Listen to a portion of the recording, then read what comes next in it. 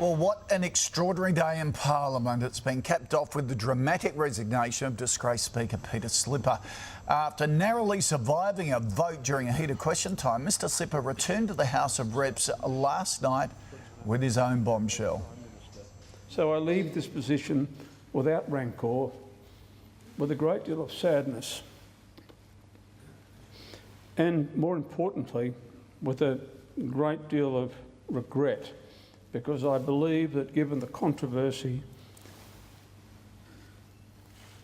which has occurred in recent times, that it's in the interests of the Parliament that I should take the course of action that I have personally chosen to take.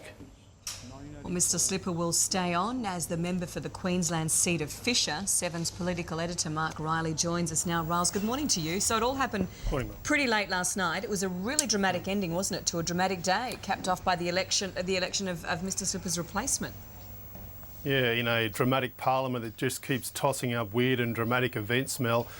Peter Slipper stood down before he was thrown out by the Parliament, essentially, and made the right decision a little too late.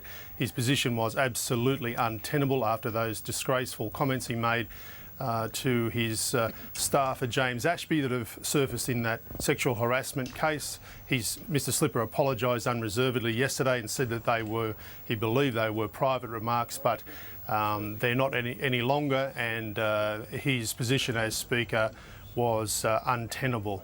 The bad thing for the government is that it spent a lot of political capital yesterday fighting to retain Mr Slipper as Speaker, and only managed to do that by one vote, only for him to walk into the Parliament there about an hour and a half later and resign.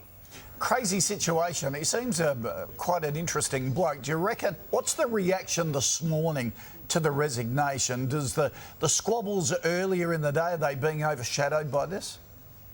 Yeah, they have to an extent, Koshy. I mean, it is a remarkable event. We now have the third Speaker in one term of Parliament. That has never happened since Federation. We've never had three Speakers. So there's another first for this weird Parliament. So it has overshadowed the events of the day, which were amazing in themselves. The debate in the Parliament yesterday was very heated when the government stood on its digs and tried to prevent the opposition from forcing Mr Slipper out of that chair.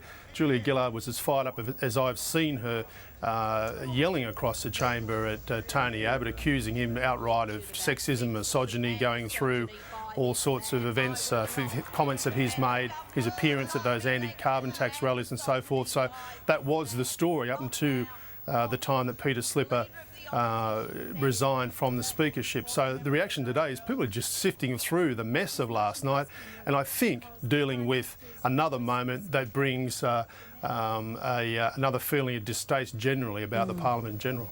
Gosh, the PM must be dark at him then, having done what she did, and then he turns around and does that. But where does it, I guess the wash-up this morning, pardon me, where does it leave numbers, I guess the impact primarily on our government?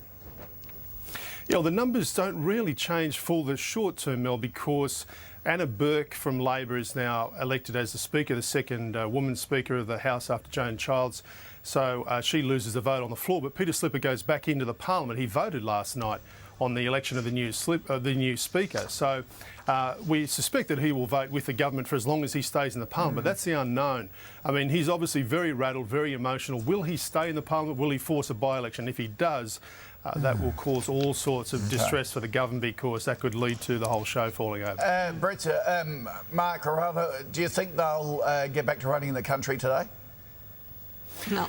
Gosh, I hope so. But I think, sick to death of all of this. I think there's a lot to mop up today before they get around to it. There wasn't a lot of running the country going on yesterday. It was a lot of personal politics again. Yeah, let's focus on things. All right, Riles, thank you for that. Appreciate you getting up. And if you live in the seat of Fisher, send us an email. Let us know your views. Mal Bruff running against Peter Slipper at the next election. Head on Sunrise, the big increase in croc sightings in Queensland.